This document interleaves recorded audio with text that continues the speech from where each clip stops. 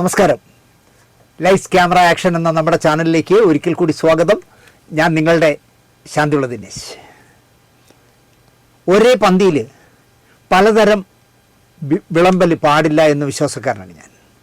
ഒരു പന്തിയിൽ 100 പേരിരിക്കണമെങ്കിൽ 100 പേർക്കും ഒരേ ആഹാരം കൊടുക്കണ്ടേ?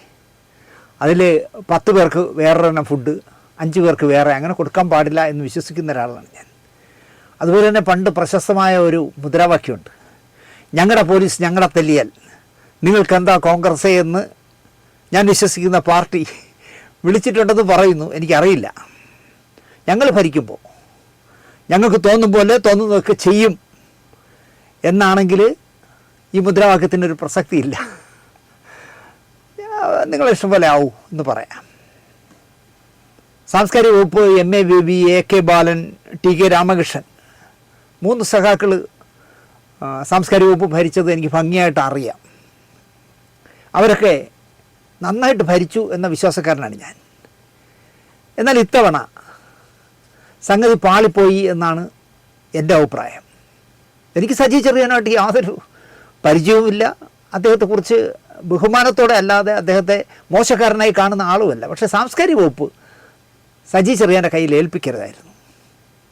ആ MV രാജേഷിനെയോ റിയാസിനെയോ അല്ലെങ്കിൽ വീണ ജോർജിനെയോ ഏൽപ്പിക്കണമായിരുന്നു.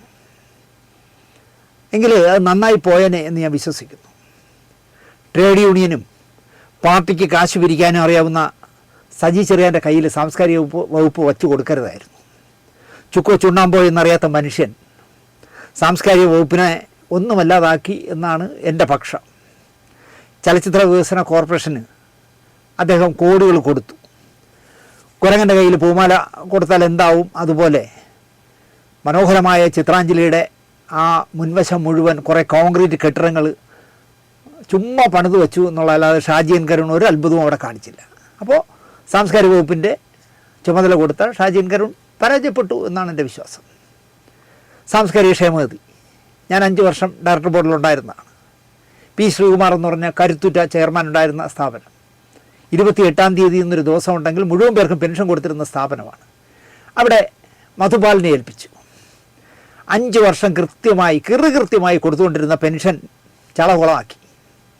ഇക്കഴിഞ്ഞ 4 വർഷത്തിനിടയിൽ ആകപ്പാടെ മധുപാലിന് ചെയ്യാനായത് വിളിക്കുന്ന ചടങ്ങുകളിൽ ചെന്ന് സജി ചെറിയാനെ നോക്കി ചിരിച്ചുകൊണ്ട് നിൽക്കുന്ന ഫോട്ടോകൾ മീഡിയകളിലൊക്കെ വരുന്നുണ്ട്, അല്ലെങ്കിൽ സ്റ്റേറ്റ് കാറിൽ ഊരി ചുറ്റുന്നുണ്ട് എന്നതിനപ്പുറം സാംസ്കാരിക ക്ഷേമനിധി ബോർഡിൽ ഒരു അത്ഭുതവും മധുപാൽ ചെയ്തിട്ടില്ല. ഒരു കാര്യവും, എന്തെങ്കിലും ഒരു കാര്യം അതിൽ അംഗങ്ങൾക്ക് അല്ലെങ്കിൽ അവരുടെ കുട്ടികൾക്ക് ഞാൻ 50 പൈസയുടെ ഓരോ പെൻസിൽ കൊടുത്തെന്ന് പോലും പറയാൻ പറ്റാത്ത ഒരു വികസനവും ഒന്നും ചെയ്തിട്ടില്ല. അല്ലെങ്കിൽ ധനാര്യ വകുപ്പിനെ കണ്ട് 4000 എന്നുള്ളത് 5000 ആക്കണം എന്ന് പറയാനുള്ള അതിനൊക്കെ ചുണ വേണം. പക്ഷേ അതൊന്നും ഇല്ല മധുവിന്.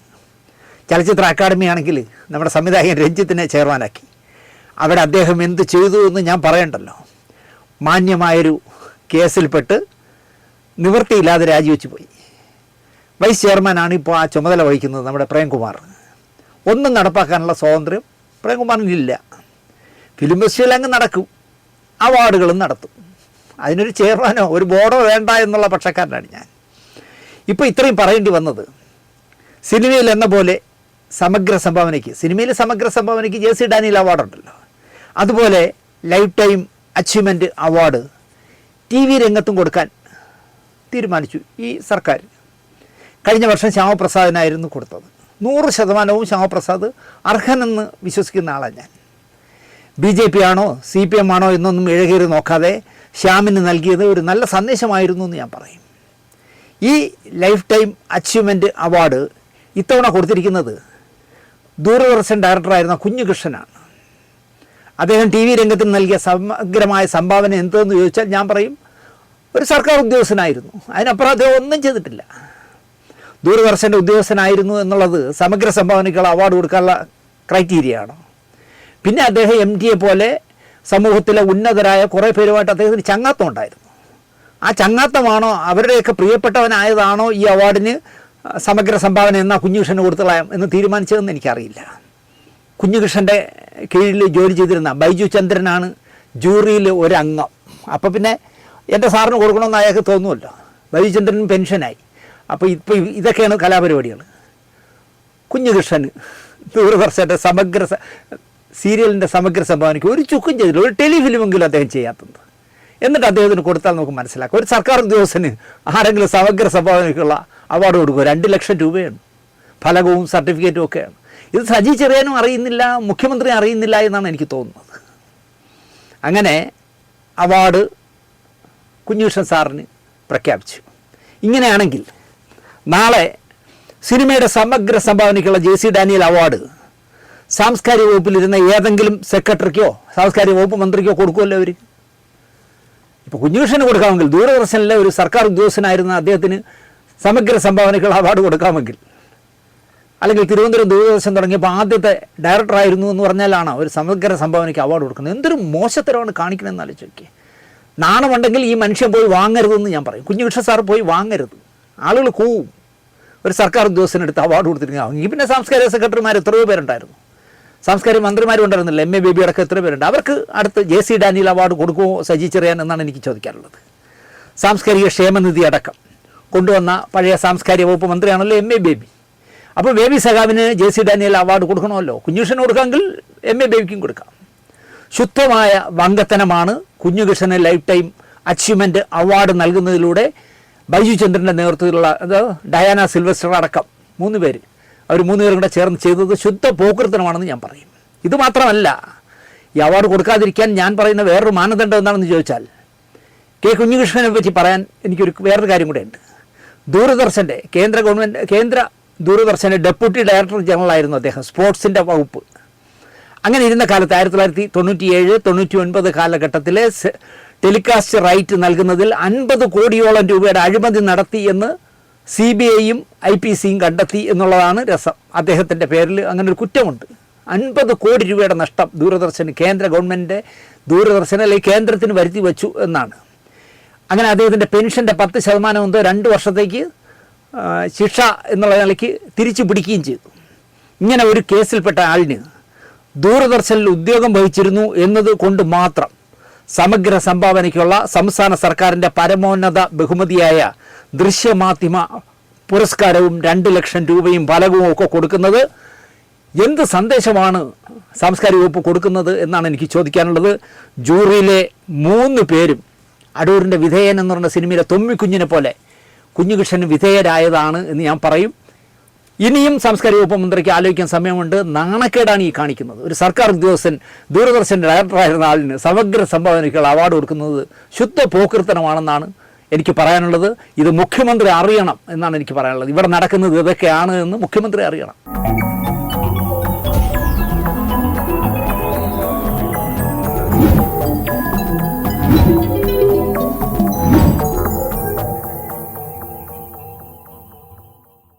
നമസ്കാരം. നമ്മൾ മുമ്പും 1-2 എപ്പിസോഡ് ചെയ്തിട്ടുള്ള നല്ല സിനിമകൾ, ഒഴിവുകാലത്തെ കളിയടക്കം നല്ല സിനിമകൾ, കയറ്റം, വഴക്ക്, ചോല എന്നൊക്കെ പറഞ്ഞ് നല്ല സിനിമകൾ ചെയ്തിട്ടുള്ള, നല്ല സിനിമയുടെ പക്ഷത്ത് നിൽക്കുന്ന എന്താ പറയുക, സനൽകുമാർ ശശിധരനെ കുറിച്ചാണ് ഞാനിന്ന് സംസാരിക്കുന്നത്. ഞാൻ തിരുവനന്തപുരത്ത് സുകുമാരൻ ഷാർജയുടെ പിന്തുണയോടെ എഡിറ്റിങ്ങും ഡബ്ബിങ്ങും ഒക്കെ നടത്താവുന്ന ഒരു സ്റ്റുഡിയോ നടത്തിയിരുന്നു. പക്ഷേ ഈ ബിസിനസ്സൊന്നും എനിക്ക് പറ്റിയതല്ല എന്ന് അവിടെ ഇരുന്നപ്പോഴാണ് എനിക്ക് മനസ്സിലായത്. എന്നെ എല്ലാവരും പറ്റിച്ചുകൊണ്ട് പോകും. മലയാളത്തിലെ പ്രശസ്തനായ ഒരു നിർമ്മാതാവ്, തിരുവനന്തപുരത്തുള്ളൊരു നിർമ്മാതാവ്, അയാളുടെ സീരിയൽ കഷ്ടകാലത്തിന് എൻ്റെ സ്റ്റുഡിയോ കൊണ്ടുവന്ന് എഡിറ്റിങ്ങും ഡബ്ബിങ്ങും നടത്തി. അതെൻ്റെ സ്റ്റുഡിയോയിൽ ചെയ്താൽ നന്നാവുമെന്ന് പറഞ്ഞ് ശുപാർശ ചെയ്തത് GS വിജയനായിരുന്നു. ഇപ്പോൾ എന്നെ ശത്രുവായിട്ട് കാണുന്ന GS വിജയനാണ് ശുപാർശയിലാണ് ഈ നിർമ്മാതാവ് അവിടെ കൊണ്ടുവന്നത്. വർക്ക് പകുതിയിൽ വെച്ച് നിന്നു. എനിക്ക് 11 ചെക്കുകൾ തന്ന് പറ്റിച്ചിട്ട് അദ്ദേഹം പോയി. ഒരു ദിവസം ഞാൻ പറഞ്ഞു, ചേട്ടാ അതിലെ ഒരു ചെക്കിലെ തുക എനിക്ക് തന്നാൽ, ഞാനിപ്പോൾ ഒരു 10,000 രൂപ കിട്ടിയാൽ 10 ലക്ഷം രൂപയുടെ ഒരു ഇതിൽ കാണുന്ന സമയമാണ്, കൈ 5 പൈസ ഇല്ല. പുള്ളി കൂളായിട്ട് എൻ്റെ പറഞ്ഞു, മോനെ എടാ ഞാനെടുത്ത സിനിമകളെല്ലാം വലിയ വിജയങ്ങളുമായി പൊളിയുകയും ചെയ്തു. പൊളിഞ്ഞപ്പോൾ ഒരുപാട് പേര് എൻ്റെ പേര് കേസ് കൊടുത്തു. നീ മാത്രമാണ് എൻ്റെ പേരിൽ ഈ കള്ളച്ചെക്ക് തന്നു എന്ന് കേസ് കൊടുക്കാത്തത്. അതുകൊണ്ട് നിന്നോട് എനിക്ക് നന്ദിയുണ്ടെന്ന് പറഞ്ഞിട്ട് ഇപ്പം 15 വർഷത്തായി. അദ്ദേഹം സുഖിച്ച് ജീവിക്കുന്നു. ട്രിവാൻഡ്രം ക്ലബ്ബിൽ എല്ലാ വൈകുന്നേരങ്ങളിലും ചെന്ന് വെള്ളമടിക്കാം. മക്കൾ അമേരിക്കയിലാണ്, ഭാര്യ ഗസറ്റ് റാങ്ക് ഉദ്യോഗസ്ഥയായി പെൻഷനായി, സുഖജീവിതം. നമ്മൾ മണ്ടനായി. അപ്പോൾ അങ്ങനെ സ്റ്റുഡിയോ ഇതുപോലുള്ള വേന്ദ്രന്മാർ സിനിമയിൽ എനിക്ക് പരിചയമുള്ളവർ തന്നെ എന്നെ പറ്റിച്ച് സ്റ്റുഡിയോ പൂട്ടേണ്ട ഒരവസ്ഥയിലേക്ക് എത്തി. കാരണം മാസം തോറും 60,000 70,000 പുറത്തുനിന്ന് വാങ്ങണം, പലിശയ്ക്ക് എടുക്കണം, ആ അവസ്ഥയിലായി. അങ്ങനെ കൂപ്പ് കുത്തുന്നതുകൊണ്ട് ഞാൻ ഒഴിവായി. എൻ്റെ ഒരു 11 വർഷം ഞാൻ വെറുതെ കളഞ്ഞു എന്ന് വേണമെങ്കിൽ പറയാം. എന്നാലും എനിക്കിഷ്ടമായിരുന്നു ആ സ്റ്റുഡിയോ കാലം. കാരണം സിനിമയിലെയും സീരിയലിലെയും ഒരുപാട് പേര് എന്നെ സ്നേഹിക്കുന്ന ഒരുപാട് പേരുടെ ആവാസ കേന്ദ്രമായിരുന്നു ആ സ്റ്റുഡിയോ. അങ്ങനെ ഒരാളായിരുന്നു ബാലചന്ദ്രൻ മേനോൻ മലയാള കലാരംഗത്തേക്ക് ഇറക്കിവിട്ട ചുരുക്കം ദ്രോഹികളിൽ ഒരാളായ ബാലചന്ദ്രൻ. അങ്ങനെ ദ്രോഹികളൊന്നും അധികം ഇറക്കി വിട്ടിട്ടില്ല, പക്ഷേ അദ്ദേഹം ഇറക്കി വിട്ടവർ തന്നെ ഉണ്ട്. എൻ്റെ സ്റ്റുഡിയോയിൽ സ്ഥിരം വരുമായിരുന്നു. സിനിമാ രംഗത്ത് അദ്ദേഹമാണ് ഇറക്കി വിട്ടത്. ഈ കരിങ്കുരങ്ങ് രസായനത്തിൽ കരിങ്കുരങ്ങ് ഉണ്ടാവില്ലല്ലോ, എങ്കിൽ ഇപ്പോൾ അകത്താവും എന്ന് പറഞ്ഞതുപോലെ കരിങ്കുരങ്ങ് രസായനത്തിൽ കരിങ്കുരങ്ങ് ഇല്ല എന്ന് പറയും പോലെ ആറ്റുകാൽ അമ്മച്ചിയുമായിട്ട് യാതൊരു ബന്ധമില്ലെങ്കിലും പേരിൽ ആറ്റുകാലും കൂടെ ചേർന്ന് നടക്കുന്ന ഒരു പുങ്കവനാണ് ഞാൻ ഈ പറയുന്ന കഥാപാത്രം. അങ്ങനെ ആറ്റുകാലിനെ ചുവന്ന് നടക്കുന്ന ഒരു ഞരമ്പൻ എന്ന് പറയാം. രാവിലെ സ്റ്റുഡിയോയിൽ വന്നാൽ വൈകുന്നേരം ഞാനും സിന്ധു പോകുന്നത് വരെ ഞങ്ങളുടെ കൂടെ ഉണ്ടാവും. ചായയൊക്കെ കുടിച്ച് ഭക്ഷണമൊക്കെ കഴിച്ച് അവിടെ തന്നെ ഇരിക്കും. അപ്പോൾ സ്റ്റുഡിയോ തുടയ്ക്കാനും തൂക്കാനും ഒക്കെ ആയിട്ട് ഞാൻ എൻ്റെ നാട്ടിലുള്ള എന്ന് തന്നെ പറയാം, എൻ്റെ കുഞ്ഞമ്മ പരിചയപ്പെടുത്തിയ ഒരു പെൺകുട്ടിയെ ജോലിക്ക് വെച്ചു.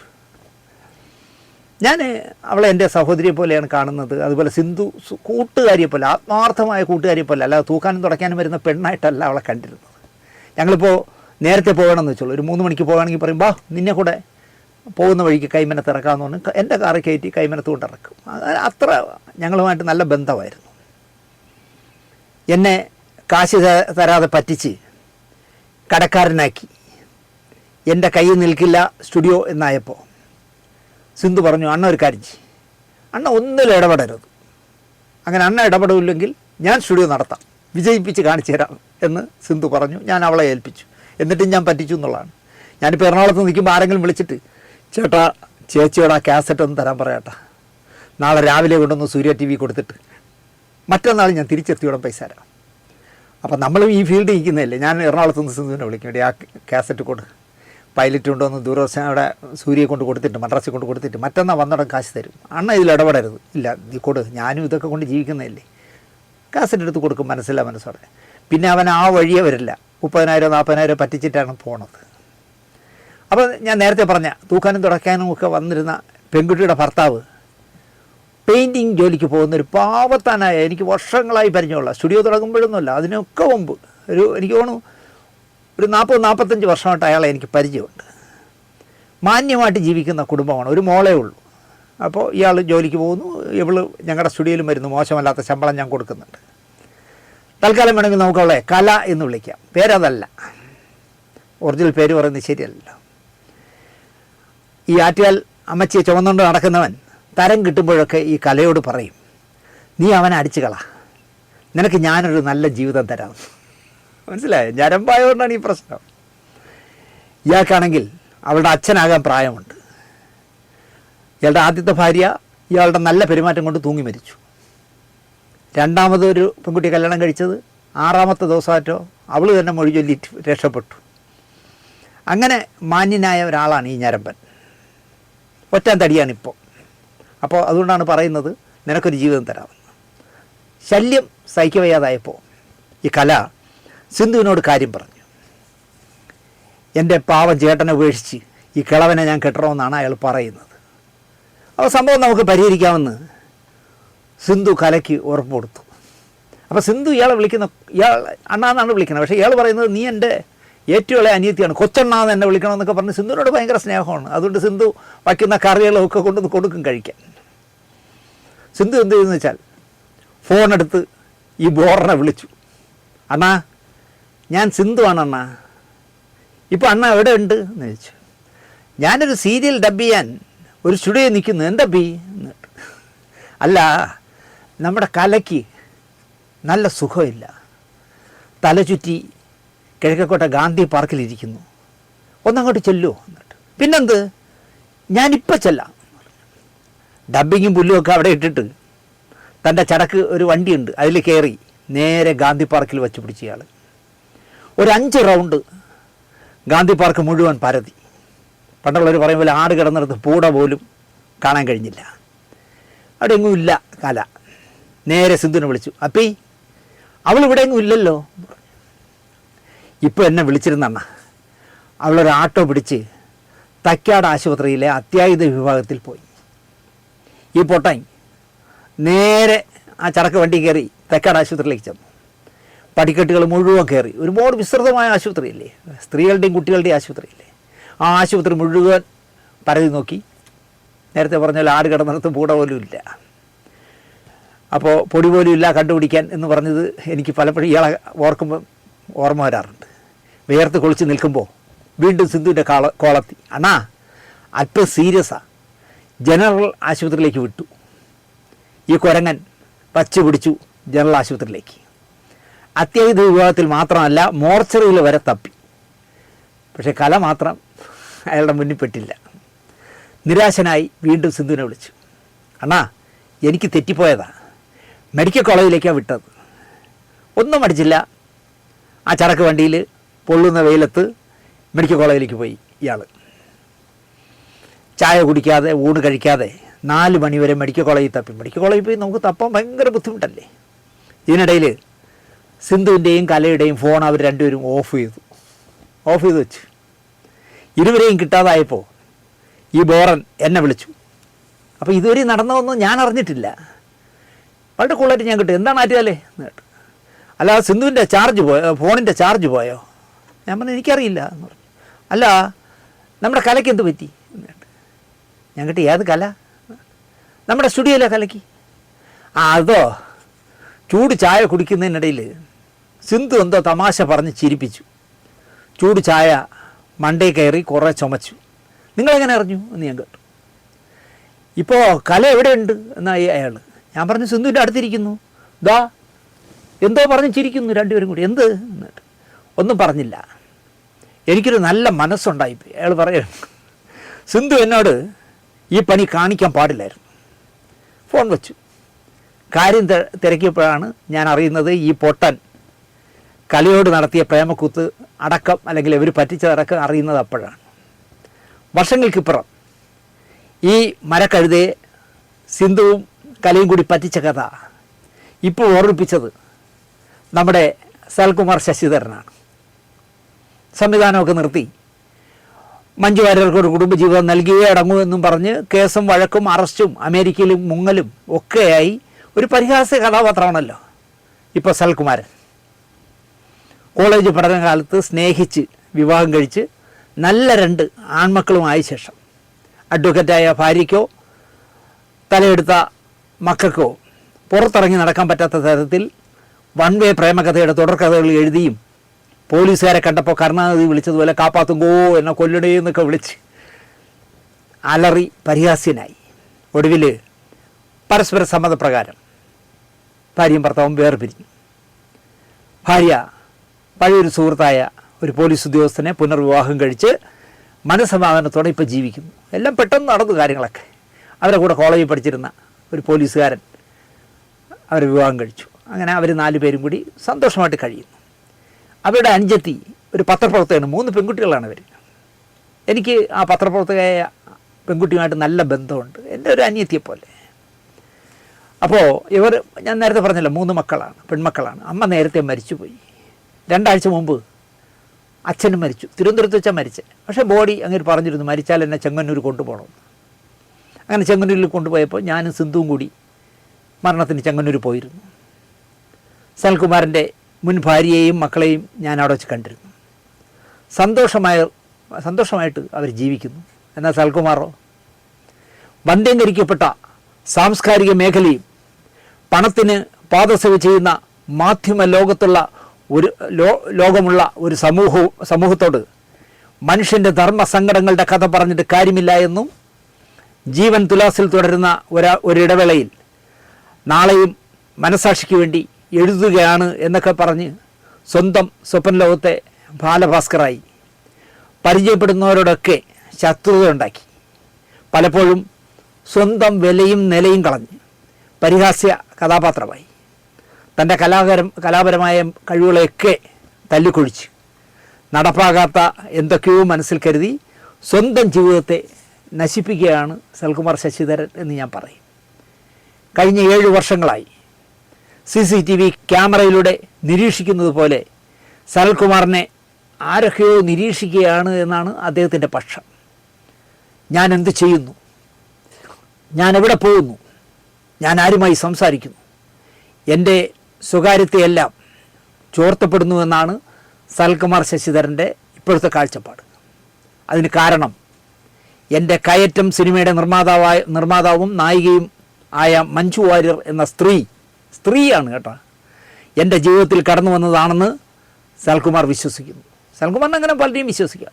ഐശ്വര്യ റായി എൻ്റെ ജീവിതത്തിലേക്ക് കടന്നു വന്നു ആരാണെങ്കിലും വിചാരിക്കാമല്ലോ.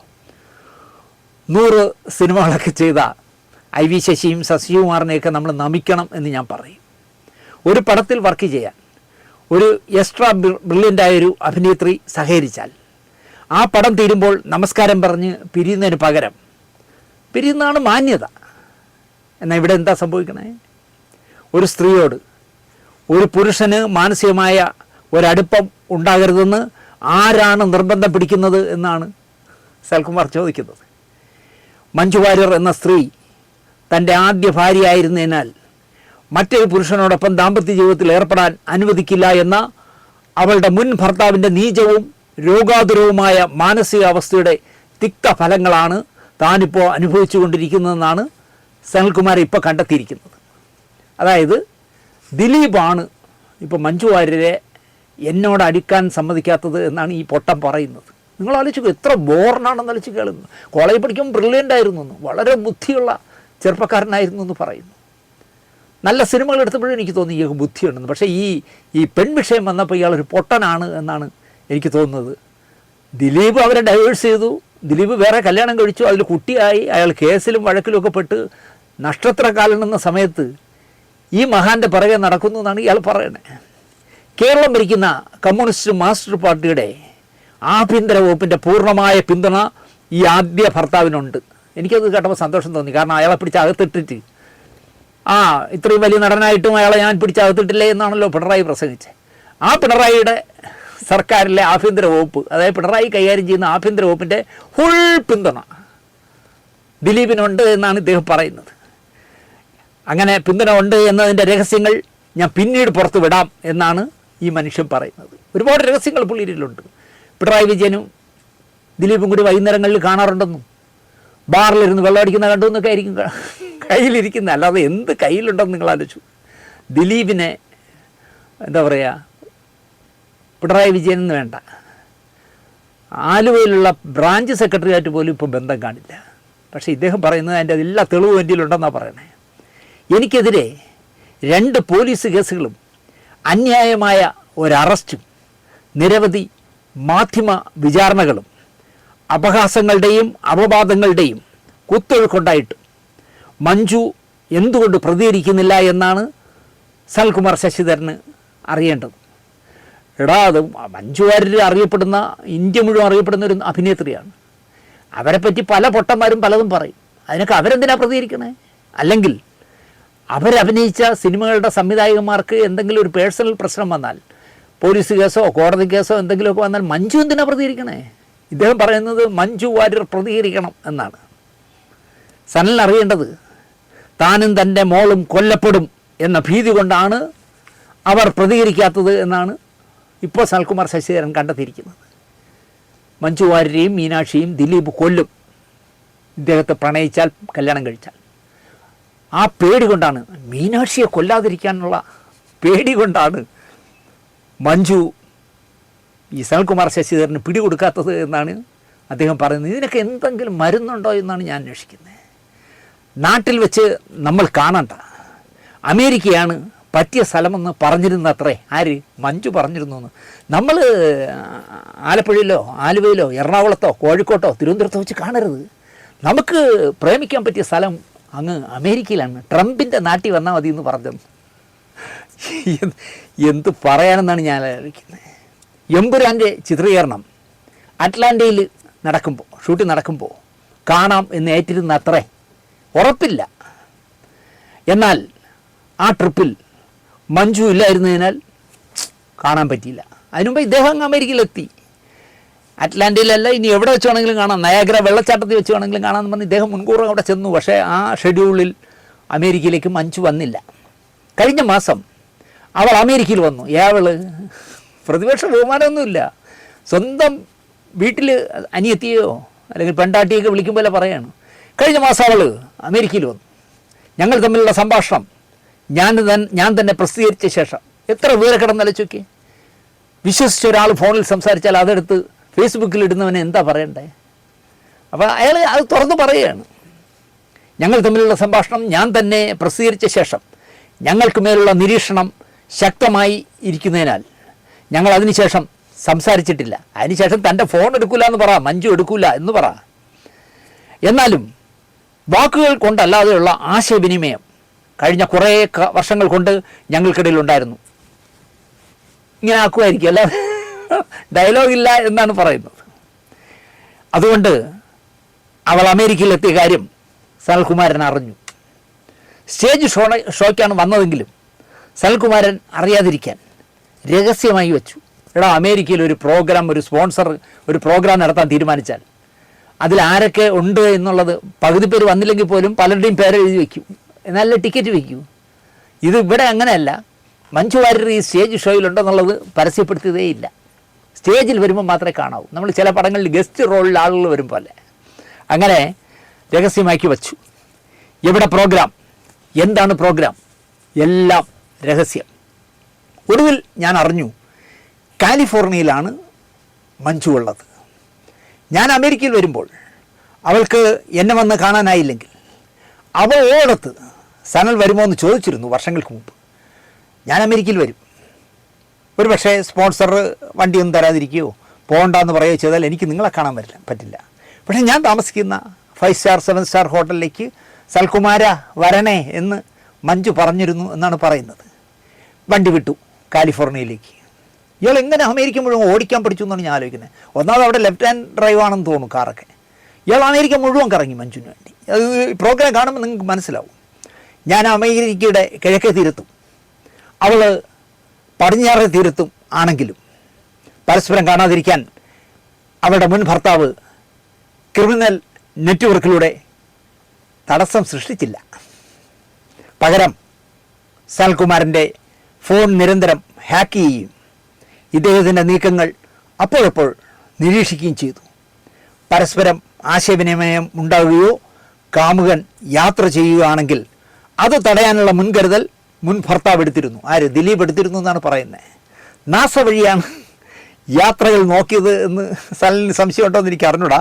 അതുപോലെ ട്രംപ് CIA വിട്ടുകൊടുത്തിരുന്നോ ദിലീപിനെന്ന് എനിക്കറിയില്ല. ഈ ദിലീപിന് ട്രംപുമായിട്ട് ഇത്രയും ബന്ധമുണ്ടെന്ന് എനിക്ക് ഇപ്പോഴാണ് മനസ്സിലായത്. എന്തായാലും ഭയങ്കരം തന്നെ കേട്ടോ ദിലീപ്. അയാളുടെ ഫോണ് മുഴുവൻ ഹാക്ക് ചെയ്യാൻ അമേരിക്കയിൽ എല്ലാം റെഡിയാക്കി വെച്ചിരുന്നു. ട്രംപിനെ വിളിച്ചു, മച്ചമ്പി ആ സൽകുമാരൻ എന്ന് പറഞ്ഞ അവൻ എൻ്റെ മുൻ ഭാര്യയെ ഫോണിൽ വിളിക്കാതിരിക്കാൻ ഒന്ന് ട്രാക്ക് ചെയ്യണം, അല്ല ഒന്ന് അതിനെ ബ്ലോക്ക് ചെയ്യണം, ഹാക്ക് ചെയ്യണം. പിന്നെ ഇവൻ എങ്ങോട്ടാണ് യാത്ര ചെയ്യുന്നത് നാസ വഴി ബഹിരാകാശ ഉപഗ്രഹം വഴിയൊക്കെ ഒന്ന് കണ്ടുപിടിച്ച് തരണം എന്നൊക്കെ ദിലീപ് പറയേണ്ട താമസം ട്രംപ് എല്ലാം ശരിയാക്കി കൊടുത്തു എന്നാണ് ഇദ്ദേഹം പറയുന്നതിൽ നിന്ന് നമ്മൾ മനസ്സിലാക്കേണ്ടത്. അതിനാൽ തന്നെ ട്രെയിനിലും വിമാനത്തിലുമൊക്കെ GPS ഉള്ളതിനാലാകണം സനൽകുമാരൻ യാത്ര കാറിലാക്കി. എടാ, ഞാൻ ട്രെയിനിലോ ബസ്സിലോ വന്നാലല്ലേ GPS വഴി നീ പിടിക്കുള്ളൂ ഞാൻ എങ്ങോട്ട് പോയിക്കൊണ്ടിരിക്കുന്നത്. അതുകൊണ്ട് കാറിലാക്കി. അത് എത്ര ദൂരമെന്നറിയാം? 5000 കിലോമീറ്റർ ഡ്രൈവ് ചെയ്താണ് കാലിഫോർണിയയിൽ പോയത്. ഊപ്പാട് വന്ന് കാണും എന്നാണ് എനിക്ക് പറയാനുള്ളത്. കാരണം തിരുവനന്തപുരത്ത് നിന്ന് ന്യൂഡൽഹി വരെയുള്ള ദൂരം എത്രയെന്ന് ചോദിച്ചാൽ 2866.5 കിലോമീറ്ററാണ്. ഇത് 5000 കിലോമീറ്റർ ഒരു വശം. അപ്പോൾ തിരിച്ചും കൂടെ ആകുമ്പോൾ 10000 കിലോമീറ്റർ കാർ ഓടിച്ചാണ് പോയിരിക്കണേ. അപ്പോൾ ഡൽഹിയിൽ പോയി മടങ്ങി വരുന്നതിന് വേണ്ട ദൂരം മഞ്ജുവിനെ കാണാനായി മാത്രം സൽകുമാരനെ വഹിച്ചുകൊണ്ട് കാർ ഓടി. രമേഷ് പിഷാരടിയും MG ശ്രീകുമാറും ഉള്ള പ്രോഗ്രാമാണ് അത് ഇദ്ദേഹം കണ്ടെത്തി. മഞ്ജു വന്നിട്ടുണ്ടെങ്കിൽ സുഹൃത്ത് രമേഷിനോടൊപ്പമാകും. അതുകൊണ്ട് രമേഷിനെ കാണാനായിട്ട് സാന്റിയാഗോയിലെത്തി. ആര്? സൽകുമാർ. സനലിൻ്റെ ഫോണ് CIA ചോർത്തും എന്നതിനാൽ സാന്റിയാഗോയിലെത്തുവരെ രമേശിനെ വിളിച്ചതേയില്ല. ഞാൻ വരെയാണെന്ന് ഫോൺ ചെയ്ത് രമേശിനെ വിളിച്ച എല്ലാവരെയും പിടിക്കാനുള്ള സംവിധാനം ദിലീപ് ഉണ്ടാക്കി വെച്ചിരിക്കില്ല, അതുകൊണ്ട് വിളിച്ചില്ല. 3 ദിവസം കാറോടിച്ച് സാന്റിയാഗോയിലെത്തി. നിർത്താതെ ഓടിച്ചു എന്നാണ് പറയുന്നത്. ഇയാൾ ഉറക്കപ്പിച്ചിൽ വല്ല വണ്ടിയിലും പോയി ഇടിച്ചിരുന്നെങ്കിൽ ആലോചിച്ച് നോക്കി. 3 ദിവസം ഉറങ്ങാതെ ഓടിച്ചു എന്നാണ് പുള്ളി പറയുന്നത് സാന്റിയാഗോയിലെത്താൻ. എന്നിട്ട് രമേശിനെ വിളിച്ചു. പ്രോഗ്രാം കഴിഞ്ഞിട്ട്, സാന്റിയാഗോയിലെ പ്രോഗ്രാം കഴിഞ്ഞിട്ട് ടീം ഫിനിക്സിലേക്ക് പോയി കഴിഞ്ഞു. വിളിച്ചപ്പോഴാണ് രമേശ് പറയാണ് അവരെല്ലാം ഫിനിക്സിലേക്ക് പോയി കേട്ടോ, ഇവിടുത്തെ ഷോയൊക്കെ കഴിഞ്ഞെന്ന്. മഞ്ജു അമേരിക്കയിൽ ഉണ്ടോ എന്ന് ഞാൻ തിരക്കി. രമേശ് ഇല്ല എന്ന് കള്ളം പറഞ്ഞു. രമേശിനെ നേരിൽ കാണാൻ പറ്റുമോ എന്ന് ഞാൻ ചോദിച്ചു. കുറേ ദിവസം പ്രോഗ്രാമുണ്ട്, ലോസ് ആഞ്ചൽസിൽ വന്നാൽ അവിടെ വെച്ച് കാണാമെന്ന് രമേശ് പറഞ്ഞു. വിട്ടില്ല. ഒരു പകൽ മുഴുവൻ കാറോടിച്ച് ലോസ് ആഞ്ചൽസിലെത്തി. ഒരു ഹോട്ടലിൽ റൂം എടുക്കാൻ തീരുമാനിച്ചു. ഞാനവിടെ എത്തിയെന്നും എപ്പോഴാണ് കാണാൻ കഴിയുക എന്നും ചോദിച്ച് രമേശിന് ഒരു മെസ്സേജ് അയച്ച ശേഷം ഒന്ന് തല ചായച്ചു. ഫോൺ വിളിക്കാൻ തോന്നിയില്ല. എന്താണ് മാറി മാറി ചെയ്യുന്നതെന്ന് പുള്ളി ഒരു മെസ്സേജ് അയച്ചു. ഞാൻ വന്നിട്ടുണ്ട്, ഞാനിപ്പോൾ ഇവിടെ എത്തി, അപ്പോൾ നമുക്ക് എപ്പോൾ കാണാൻ പറ്റും എന്ന് പറഞ്ഞൊരു മെസ്സേജ് അയച്ചു. എന്നിട്ടൊന്ന് തല ചായച്ചു. മരിച്ചതുപോലെ ഉറങ്ങി. പുള്ളി തന്നെ പറയാണ് മരിച്ചതുപോലെ ഉറങ്ങി. അപ്പോൾ അങ്ങനെ മരിച്ചതുപോലെ ഉറങ്ങിയപ്പോൾ ശല്യപ്പെടുത്താൻ ആരുമില്ലല്ലോ. ഉറങ്ങി എണീറ്റപ്പോൾ അവിടുത്തെ പ്രോഗ്രാം കഴിഞ്ഞു. ഇനി സാൻ ഫ്രാൻസിസ്കോയിലാണ് അടുത്ത പ്രോഗ്രാം.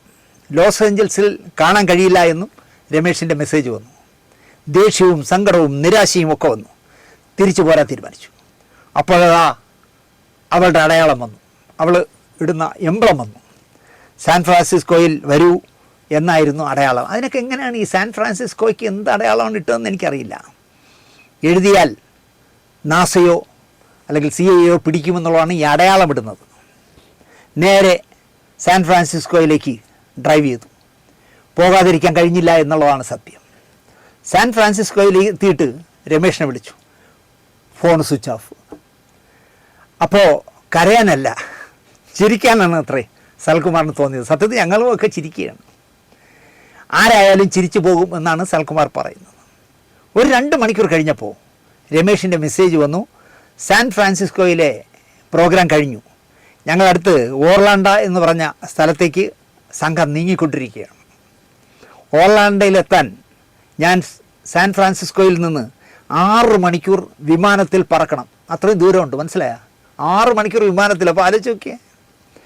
അപ്പോൾ ഒരു കാര്യം ഉറപ്പായി, സൽകുമാറിൻ്റെ യാത്ര ട്രാക്ക് ചെയ്യപ്പെടുന്നുണ്ട്. CIA ആയിരിക്കുമെന്ന് പറഞ്ഞില്ല, പക്ഷേ പുള്ളി പ്രോഗ്രാമുകളൊക്കെ സനലിനെ പേടിച്ച് മാറ്റിക്കൊണ്ടിരിക്കുകയാണ് എന്നും സനൽകുമാറിന് മനസ്സിലായി. ഇവിടെ കിഴക്കേക്കോട്ട വയ്ക്കാതിരുന്ന പ്രോഗ്രാം നെടുവങ്ങാട്ടേക്ക് മാറ്റി, നെടുവങ്ങാട്ട് വയ്ക്കാതിരുന്ന പ്രോഗ്രാം കിഴക്കേക്കോട്ടയ്ക്ക് മാറ്റി. അങ്ങനെ പ്രോഗ്രാം മുഴുവൻ അമേരിക്കയിൽ മാറ്റിക്കൊണ്ടിരിക്കുകയാണ് ഇയാളെ പേടിച്ചിട്ട്. അപ്പോൾ ഈ ടിക്കറ്റ് എടുത്തവർ എങ്ങോട്ട് പോകും? ട്രംപിൻ്റെ ഒരു കളിയാണെന്ന് എനിക്ക് തോന്നുന്നത്. സത്യമായും ഇത്രയും അടുപ്പം ട്രംപിനോട് ദിലീപിനുണ്ടെന്ന് ഞാൻ ഇതുവരെ വിശ്വസിച്ചിരുന്നില്ല. ഒന്നുകൂടി സൽകുമാരൻ കണ്ടുപിടിച്ചു. മഞ്ജു പങ്കെടുക്കുന്ന പ്രോഗ്രാമിൻ്റെ സ്ഥല സമയ വിവരങ്ങൾ ഇൻ്റർനെറ്റിലേ ഇല്ല. ഇൻ്റർനെറ്റ് ഇട്ടാലേ ആളുകൾ കാണുള്ളൂ, ടിക്കറ്റ് എടുക്കുകയുള്ളൂ. പക്ഷേ അതുകൊണ്ട് ഇൻ്റർനെറ്റ് ഇട്ടില്ല സൽകുമാറിനെ പേടിച്ചിട്ട്. എല്ലാം അണ്ടർഗ്രൗണ്ടിലായിരിക്കും. ഇത്രയും വിപുലമായ പരിപാടികൾ എന്തിന് രഹസ്യമായി വയ്ക്കണം സ്പോൺസർമാർ എന്ന് സൽകുമാർ ആലോചിക്കുന്നേയില്ല. മഞ്ജു ആ കൂട്ടത്തിലുള്ളതാണ് സ്പോൺസർമാർ അണ്ടർഗ്രൗണ്ടിലാക്കിയതെന്നാണ് സനൽകുമാർ ഉറപ്പിക്കുന്നത്. സനൽ കാണാൻ ശ്രമിക്കുന്നത് കൊണ്ടാണ് ഈ അപ്രതീക്ഷിതമായ മാറ്റങ്ങൾ എന്ന് സനൽ തന്നെ മനസ്സിലാക്കി. എന്നാൽ കണ്ടിട്ട് തന്നെ കാര്യമെന്ന് സനൽ ഉറപ്പിച്ചു. തോൽക്കാൻ പാടില്ലല്ലോ. ഓർലാൻഡയിൽ വന്നാൽ കാണാമോ എന്ന് രമേശിനോട് ചോദിച്ചു. അപ്പം ഫോൺ വിളിച്ചെന്ന് തോന്നുന്നു. നേരത്തെ മെസ്സേജുകൾ മാത്രമേ ഇട്ടിരുന്നുള്ളൂ, ഇപ്പോൾ ചോദിച്ചു എന്നാണ് പറയണേ. എങ്ങനെ ചോദിച്ചു എന്ന് സനൽ പറയുന്നില്ല. ഓർലാൻഡോയിലേക്ക് വരണ്ട, അടുത്ത പ്രോഗ്രാം ന്യൂയോർക്കിലാണ് എന്ന് മറുപടി കിട്ടി. ലക്ഷ്യത്തിൻ്റെ ഭാരമില്ലാതെ അമേരിക്കയ്ക്ക് കുറുകെ ഞാൻ തിരികെ ഡ്രൈവ് ചെയ്തു. ട്രംപ് പോലും വോട്ട് ചോദിക്കാൻ ഇത്രയും ദൂരം വാഹനങ്ങളിൽ യാത്ര ചെയ്തിരിക്കില്ല എന്നാണ് ഞാൻ വിശ്വസിക്കുന്നത്. നിങ്ങൾ ആലോചിച്ച് 5000 കിലോമീറ്റർ നായ ചന്തയ്ക്ക് പോയി എന്ന് പറഞ്ഞ പോലെ അമേരിക്കയുടെ കിഴക്ക് ഭാഗത്തുനിന്ന് അല്ല പടിഞ്ഞാറ് ഭാഗത്തുനിന്ന് കിഴക്ക് അറ്റം വരെ ഓടിച്ചവനാണ് 5000 കിലോമീറ്റർ. തിരിച്ച് 5000 കിലോമീറ്റർ തിരിച്ചോടിച്ചു.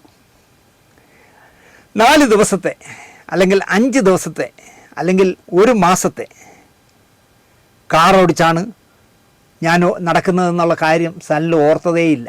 ഏതാണ്ട് ഒരു മാസമായിട്ട് ഓടെയാണ് കാർ. റൂമിലെത്തി കിടന്നു. പക്ഷേ നിദ്രാദേവി കടാക്ഷിക്കുന്നില്ല. ന്യൂയോർക്കിൽ വാ കാണാമെന്ന് അടയാളങ്ങൾ കൊണ്ട് വീണ്ടും അറിയിച്ചു പറയാതെ പറഞ്ഞു. എന്തായാലും നമ്മൾ ഇനി കണ്ടിട്ടില്ല അടങ്ങും, നമുക്ക് ന്യൂയോർക്കിൽ വെച്ച് കാണാമെന്നുള്ള അടയാളമെന്ന്. ഓരോ സ്റ്റേറ്റിനും ഓരോ അടയാളമാണ്. അവഗണിക്കാൻ ആവോ നോക്കി, പക്ഷെ സാധിക്കുന്നില്ല സനൽകുമാറിന്. ഞാൻ ന്യൂയോർക്കിൽ വരുന്നുവെന്നും നേരിൽ കണ്ട് സംസാരിക്കണമെന്നും രമേഷിന് മെസ്സേജ് അയച്ചു. അന്ന് രാത്രി തന്നെ ന്യൂയോർക്കിലേക്ക് പോയി. ഡ്രൈവ് ചെയ്ത് ഊപ്പാട് വന്ന് നട്ടും ബോൾട്ടും ഇളകിയതിനാൽ ന്യൂയോർക്ക് യാത്ര വിമാനത്തിലും ബസ്സിലും ട്രെയിനിലും ആക്കി. കാറെടുത്തില്ല. വിമാനത്തിൽ കയറി, അവിടുന്ന് ട്രെയിനിൽ കയറി, അവിടുന്ന് ബസ്സിൽ കയറി, വീണ്ടും വിമാനത്തിൽ കയറി, അങ്ങനെയൊക്കെയാണ് പോയത്.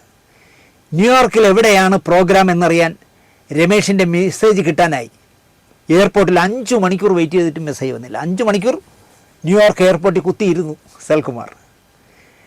വല്ല ഭീകരവാദി ഈ താടിയും ജോസ് പ്രകാശ് ചോദിക്കുമ്പോൾ ഇവിടെ ഒരു കറുത്ത ഉണ്ണിയൊക്കെ ഉള്ള ആളാണല്ലോ സനൽ. അപ്പോൾ എനിക്ക് തോന്നുന്നു അമേരിക്കൻ പോലീസിന് തോന്നിക്കാണ് ഇത് ഏതോ ഒരു ഭീകരവാദിയാണെന്ന്. അങ്ങനെ സംശയിച്ച് എയർപോർട്ടിൽ നിന്ന് എണീപ്പിച്ചു വിട്ടു. എവിടെയാണ് പ്രോഗ്രാം എന്ന് രമേഷ് പറഞ്ഞില്ലെങ്കിലും ഇൻ്റർനെറ്റിലെങ്ങും പരസ്യപ്പെടുത്തിയിട്ടില്ല എങ്കിലും പ്രോഗ്രാം നടക്കുന്ന സ്ഥല വിവരങ്ങൾ സനലിലേക്ക് എത്തിയിരുന്നു. അതാണ് സനൽകുമാർ. ഇൻ്റർനെറ്റിലും ഇല്ല, രമേഷ് ഫോൺ എടുക്കുന്നുമില്ല. എടുക്കുമ്പോൾ രമേഷ് സ്ഥലം എവിടെയെന്ന് പറയുന്നില്ല. പക്ഷേ സനൽകുമാർ കണ്ടെത്തി. സനൽ രഹസ്യമായി ന്യൂയോർക്കിൽ എത്തിയ വിവരം എങ്ങനെയോ ചോർന്നു. CIA ആണോ നാസയാണോ ചെയ്തതെന്നറിയില്ല, പക്ഷേ വാർത്ത ചോർന്നു. സനൽകുമാർ ശശിധരൻ എന്ന പ്രേമഭാജനം ന്യൂയോർക്കിലെത്തിയിരിക്കുന്നു, ഈ ഭീകരനെ സൂക്ഷിക്കണം എന്നുള്ള മെസ്സേജ് വന്നു എന്നാണ് പറയണേ. അതും ഈ പറഞ്ഞ പോലെ തന്നെ ദിലീപും ട്രംപുമായിട്ടുള്ളൊരു ബന്ധം നിങ്ങൾ ആലോചിച്ച് നോക്ക്. വിവരം ചോർന്നതിനാൽ പ്രോഗ്രാം നടക്കുന്നിടത്തേക്ക് പോയെങ്കിലും സനലിന് അവളെ കാണാൻ കഴിഞ്ഞില്ല. അവളെ എന്ന് തന്നെയാണ് പറയുന്നത്, അവളെ കാണാൻ കഴിഞ്ഞില്ല. പ്രോഗ്രാം നടക്കുന്നത് പോയി, പട്ടി ചന്തയ്ക്ക് പോയി മടങ്ങും പോലെ മടങ്ങി. പ്രോഗ്രാം നടക്കുമ്പോൾ ഗ്രീൻ റൂമിൽ കയറി രമേഷിനെ സനൽ കണ്ടു. കുറച്ച് നേരം സംസാരിച്ചു. എന്താണ് സംഭവിച്ചതെന്ന് അറിയണം, അതിനെനിക്ക് മഞ്ജുനെ കാണണം എന്നൊക്കെ സനൽ രമേഷിനോട് പറഞ്ഞു. സ്വതസിദ്ധമായ ശൈലിയിൽ രമേഷ് പറഞ്ഞത്, വലിയ പാടാ മുതലാളി മഞ്ജു വാര്യരെ കാണാൻ എന്നാണ് അയാൾ പറഞ്ഞത്. വലിയ പാടാ മുതലാളി, കാണാൻ പറ്റില്ല എന്ന് പറഞ്ഞു കൂട്ടുകാരൻ. പ്രായപൂർത്തിയായ 2 മനുഷ്യർ തമ്മിൽ കാണുന്നതിന് എന്താണ് ഇത്ര പാട് എന്ന് സനൽകുമാർ ചോദിച്ചില്ല. സനലായതുകൊണ്ട് ചോദിച്ചില്ല എന്ന് പറയുന്നതായിരിക്കും ശരി. രമേഷിനറിയാം അവളെവിടെയെന്ന്, പക്ഷേ ഉത്തരം അയാൾ പറയില്ല. അമേരിക്കൻ കിഴക്കൻ തീരത്ത് നിന്ന് പടിഞ്ഞാറേക്കും തിരിച്ചുമുള്ള ആ സോളോ ഡ്രൈവായി ആ ഉദ്യമം അവസാനിച്ചു. അല്ലെങ്കിലും ഈ പ്രായത്തിൽ 2 മനുഷ്യർ ഇങ്ങനെ രഹസ്യമായി ഇരിക്കേണ്ട കാര്യമില്ല. പരസ്യമായി കണ്ടാൽ കൊന്നുകളയും എന്നാണ് ഭയമെങ്കിൽ ആ ഭയം കാലത്തെ പിന്നോട്ട് നയിക്കുന്ന ഒരു ഭയമാണെന്നാണ് സനൽകുമാർ പറയുന്നത്. അതിന് കൂട്ടുനിൽക്കാൻ സനലിൻ്റെ ആത്മാവ് തയ്യാറല്ലാത്തതുകൊണ്ടാകാം ഇത്തവണ കയ്യെത്തും ദൂരത്തെത്തിയിട്ടും പരസ്പരം കാണാൻ കഴിയാതെ പോയി. കലാകാരൻ്റെ മുഖംമൂടി അടിഞ്ഞ ഒരു ക്രിമിനൽ സൈക്കോപാത്ത്, ദിലീപിനെ വിളിക്കുകയാണ് സൈക്കോപാത്ത്, കലാകാരൻ്റെ മുഖംമൂടി അണിഞ്ഞ ഒരു ക്രിമിനൽ സൈക്കോപാത്താണ് ഇവിടെ വിജയിക്കുന്നതെങ്കിൽ പരാജയപ്പെടുന്നത് ഞാനല്ല, കൊട്ടിഘോഷിക്കപ്പെട്ട പ്രബുദ്ധ മലയാളിത്തം മാത്രമാണ് എന്നാണ് അമേരിക്കയിൽ ഇരുന്നുകൊണ്ട് സനൽകുമാർ പറയുന്നത്. എനിക്ക് മഞ്ജുവിനെ പ്രേമിക്കാനും മഞ്ജുവിനെ കാണാനും മഞ്ജുവിനോട് സംസാരിക്കാനും മഞ്ജുവിനെ വിവാഹം കഴിക്കാനും കഴിഞ്ഞില്ല എങ്കിൽ അത് എനിക്കല്ല നഷ്ടം, കൊട്ടിഘോഷിക്കപ്പെട്ട പ്രബുദ്ധ മലയാളിത്തത്തിനാണ് ആ നഷ്ടം എന്നാണ് അദ്ദേഹം പറയുന്നത്. അതെങ്ങനെ സനൽകുമാര എന്ന് ആര് ചോദിക്കാൻ? മലയാളിക്ക് മൊത്തം മാമാ പണിയാണോ സനലെ എന്ന് നമുക്ക് ചോദിക്കാൻ പറ്റില്ലല്ലോ. കാരണം മൂത്തുപോയി. ഇനി അങ്ങനെ ഇങ്ങനെ ചോദിച്ചാലൊന്നും നിൽക്കില്ല. ഞാൻ കണ്ടിരുന്നെങ്കിൽ ചോദിച്ചനെ, മലയാളിക്ക് മുഴുവൻ മാമാ പണിയാണോ സനൽകുമാറെ? നിനക്കും മഞ്ജു വാര്യരെ പ്രേമഭാജനങ്ങൾ തമ്മിൽ കൂട്ടി മുട്ടിക്കലൊന്നും അല്ലല്ലോ മലയാളിക്ക് ജോലി എന്ന് ചോദിച്ചനെ. എന്തായാലും ദിലീപിനോട് മാത്രമല്ല മഞ്ജുവിനോടും ഒരു റിക്വസ്റ്റ് സനലിന്. നിതാന്ത മൗനവും ജീവിതത്തിൽ ഉടനീളം അഭിനയമെന്ന സിദ്ധാന്തവും എനിക്ക് യോജിക്കുന്ന രീതിയല്ല. സനൽകുമാർ ജീവിതത്തിൽ അഭിനയിക്കില്ല, പക്ഷേ ദിലീപും മഞ്ജുവും ജീവിതത്തിൽ അഭിനയിക്കുന്നവരെന്നാണ് സനൽകുമാർ പറയുന്നത്. അവകാശത്തെ മരണത്തിനുള്ള കാത്തിരിപ്പായി മൗനം കൊണ്ട് കൊടുക്കരുത് പ്ലീസ് എന്നും സനൽ പറയുന്നു. ഇത്രയും ഞാൻ കോമഡി പോലെ പറഞ്ഞെങ്കിൽ നിങ്ങൾ ആലോചിക്കുക, ഒരു പേരെടുത്തൊരു സംവിധായകൻ, 2 കുട്ടികളുടെ അച്ഛൻ, ഭാര്യ ഉള്ളപ്പം ഭാര്യയുടെ മുമ്പ് ഇരുന്നാണ് ഫേസ്ബുക്കിൽ പോസ്റ്റ് ചെയ്യുന്നത്, ഞാൻ മഞ്ജുവിനെ കിട്ടാൻ പോകണം. അയ്യോ ഇവൻ ആറട്ടണ്ണൻ്റെ വേറൊരു വകഭേദമെന്നേ ഞാൻ പറയുള്ളൂ. അവൻ ഈ അമ്മയുടെ പ്രായമുള്ളവരുടെയും കേൾക്കും, കെട്ടിക്കോട്ടോ ചേച്ചി, ഞാൻ കെട്ടാൻ ചേച്ചി, ചേച്ചിക്ക് ഒരു ജീവിതം തരാൻ ചേച്ചി. മഞ്ജു അവരുടെ അച്ഛനെ വിളിച്ച് ചോദിച്ചില്ലേ, അച്ഛാ മഞ്ജു ചേച്ചി എനിക്ക് കെട്ടിത്തരുമോ? അയ്യോ നിങ്ങളുടെക്കാൾ പ്രായമുള്ള ആളല്ലേ, അത് കുഴപ്പമില്ല, അഡ്ജസ്റ്റ് ചെയ്യാം. ഇല്ല, അവൾ ഇനി ഒറ്റയ്ക്കേ ജീവിക്കുന്നുള്ളതാണ് പറയണേ, മോനെ ബുദ്ധിമുട്ടിക്കരുത് എന്ന് ആ ചെറുക്കനോട് പറഞ്ഞു. പിന്നെ ആരാ മീനയോട് ഭർത്താവ് മരിക്കുന്ന ഏതൊക്കെ സിനിമാടികളുണ്ടോ എല്ലാവരും കെട്ടിക്കൊള്ളാമെന്ന് പറഞ്ഞില്ല. അതിൻ്റെ വേറൊരു വകഭേദമായി മാറിക്കൊണ്ടിരിക്കുകയാണ് ഈ സനൽകുമാർ ശശിധരൻ, അതും തിരുവനന്തപുരത്തുകാരൻ. ആലോചിച്ച് നോക്കി, നാണക്കേട് തോന്നുന്നു എനിക്ക്. ഇങ്ങനെ ഇപ്പോഴത്തെ കാലത്ത് വട്ടന്മാരുണ്ടല്ലോ. ഇയാൾ കോളേജിൽ പഠിച്ചിരുന്ന ബ്രില്യൻ്റായ സ്റ്റുഡൻ്റ് ആയിരുന്നു എന്ന് പറയുന്നു. ബുദ്ധിമാനാണ്, അതുകൊണ്ടാണല്ലോ അമേരിക്ക മുഴുവൻ കാർ ഓടിച്ച് നടക്കാൻ. അയാൾ അമേരിക്കയിൽ ജനിച്ചതല്ലല്ലോ, കുറച്ച് ദിവസമല്ലേ അയാൾ പോയുള്ളൂ. ജീവിത സാഹചര്യമാണെങ്കിൽ അമേരിക്കയിൽ പോകാൻ പറ്റുന്നൊന്നുമില്ല. പക്ഷേ അയാൾക്ക് ആരൊക്കെ വലിയ സ്ട്രോങ് ആയ ബന്ധങ്ങളുണ്ട്, സുഹൃത്തുക്കളുണ്ട്. എനിക്ക് തോന്നുന്നു അവരായിരിക്കും ഇളക്കി വിടുന്നത് കേട്ടോ. ഒരു കാറും നിറച്ച് ഡീസലും ഒക്കെ അടിച്ചു കൊടുത്തിട്ട് അല്ലെങ്കിൽ പെട്രോൾ അടിച്ചു കൊടുത്തിട്ട് പോയി കാണണ്ട, പോയി അർമാദിക്ക് മഞ്ജുവിനെ കണ്ടിട്ടെന്നൊക്കെ പറഞ്ഞ് വട്ടളക്കി വിടുന്നതായിരിക്കും. ഒരു 10,000 $1 ലക്ഷം എടുത്ത് കൊടുക്കുമായിരിക്കും. അല്ലെങ്കിൽ പിന്നെ ആലോചിച്ച് നോക്കിയേ, മഞ്ജുവാര്യരെ കാണാനെന്നും പറഞ്ഞ് അമേരിക്ക മുഴുവൻ കറങ്ങി ഒരു മാസത്തോളം. എന്നിട്ട് നേരത്തെ ഞാൻ പറഞ്ഞ പോലെ ആട് കിടന്നിടത്ത് പൂട പോലും ഇല്ല എന്ന് പറഞ്ഞ പോലെ മഞ്ജുവിനെ കാണാനും പറ്റിയില്ല എന്ന് പറഞ്ഞതിന് അയാൾ പറയുന്നത്, ഞാൻ ഇങ്ങനെയൊക്കെ പോയി പരാജയപ്പെടുകയാണെങ്കിൽ മലയാളിക്കാണ് നാണക്കേട് എന്നാണ് പറയുന്നത് അദ്ദേഹം. കഷ്ടമായിപ്പോയി സനലേ, കഷ്ടമായിപ്പോയി എന്ന് മാത്രമേ നിങ്ങളുടെ പറയാനുള്ളൂ. ഇതിൽ കൂടുതൽ എന്ത് പറയാൻ സനലേ, കഷ്ടം. ഇല്ല, ഇനി കൂടുതലൊന്നും പറയുന്നില്ല. ഞാനിവിടെ അവസാനിപ്പിക്കുന്നു. നന്ദി, നമസ്കാരം.